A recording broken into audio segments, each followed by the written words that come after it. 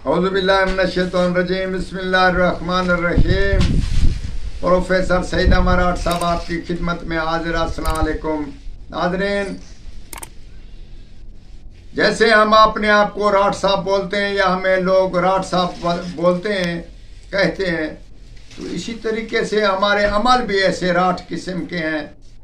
अगर कोई महबूब ना मान रहा हो या माँ बाप या किसी से रिश्ता ले रहे हो वो ना मान रहा हो या अफसर ऐसी जिद में अड़ गया हो, तो उसके बारे में दुश्मनी की बजाय दोस्ती में उसको डालने की खातिर एक हम चीज़ पेश कर रहे हैं। इसका ज़रूर इस्तेमाल करें। इसको लेकर आग में डालना है, इसको जलाना नहीं है, यानी कि दिया में बनाकर जलाते हैं वो नहीं है। इसको लेकर आग में ही जलाना है। उतनी देर तक आग ऐसी होनी चाहिए कि शोला ना हो, आग में अंगार हों, दुखते हों, उसी में डालें और उसके बाद उसको ऊपर रख दें। आहिस्ता आहिस्ता सुलगता हुआ सड़ जाएगा।